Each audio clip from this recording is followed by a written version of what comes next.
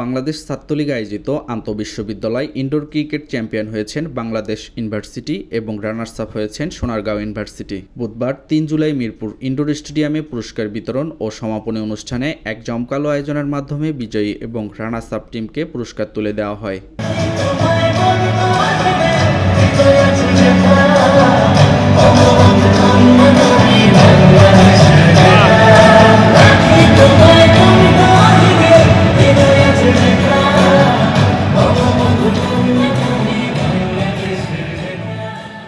এছাড়াও মাদক, বাল্যবিবাহ, যৌতুকদ্রব্য, আগামীর স্মার্ট বাংলাদেশ গড়ব প্রতিপাদ্য নিয়ে বিএসএল আন্তঃবিশ্ববিদ্যালয় ইনডোর ক্রিকেট 2024-এর আয়োজনে 2 জন ব্যক্তি এবং একটি প্রতিষ্ঠানের হাতে সম্মাননা তুলে দেওয়া হয়।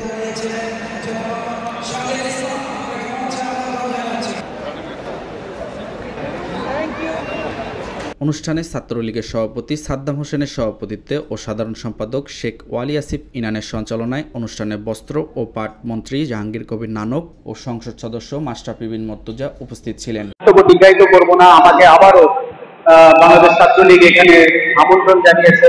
আমি এই জন্য ধন্যবাদ জানাচ্ছি বাংলাদেশ ছাত্রলীগের সভাপতি এবং সাধারণ সম্পাদককে। সেই সাথে এখানে এই টুর্নামেন্টের সাথে এবং এইসব ভালো কাজের সাথে সারা বাংলাদেশের বিভিন্ন ইউনিভার্সিটির যে সমস্ত ছোট ভাইয়েরা, ছাত্রলীগের ছোট ভাইয়েরা, বিভিন্ন ইউনিটের প্রধান যারা এই ভালো কাজের সাথে সম্পৃক্ত হয়েছেন, সম্পৃক্ত আছেন, সবাইকে আমি আন্তরিকতার সাথে ধন্যবাদ জানাই। এবং আমি আপনাদের যে কোনো ডাকে, যে কোনো সময় স্পোর্টস রিলেটেড বা যে কোনো সময় আপনারা যেখানে আমাকে ডাকবেন, অবশ্যই আমি ইনশাল্লাহ আমি আমার সাধ্যমতো চেষ্টা করবো আপনাদের সাথে উপস্থিত হওয়ার এবং আপনাদেরকে সহযোগিতা করার। এই বাংলাদেশকে শেখ হাসিনা একটি রোল মডেলে পরিণত করেছে। আপনাদেরকে বার্তা বাহক হিসাবে, মাননীয় নেত্রী শেখ হাসিনা বার্তা বাহক হিসাবে আপনাদেরকে দায়িত্ব পালন করতে হবে।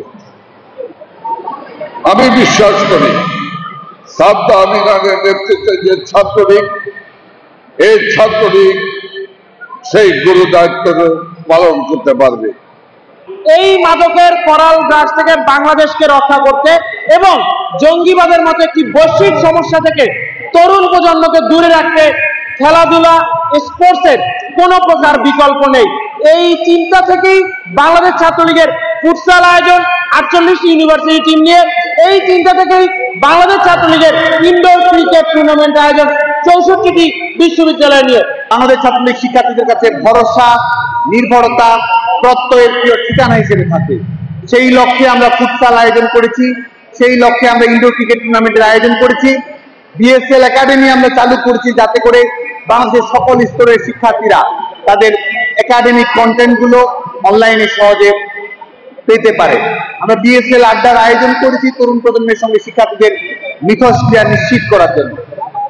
এবং আমরা আজকের এই অনুষ্ঠানের মধ্য দিয়ে বাংলাদেশের সকল সরকারি বেসরকারি বিশ্ববিদ্যালয়ের সম্মানিত উপাচার্যবৃন্দ, আমাদের সম্মানিত শিক্ষকবৃন্দ, সবার প্রতি আমরা আহ্বান জানাবো যে সবাই যেন পজিটিভ ছাত্র রাজনীতিকে উৎসাহিত করে, সবাই যেন পলিসি নির্ভর ছাত্র রাজনীতিকে উৎসাহিত করে।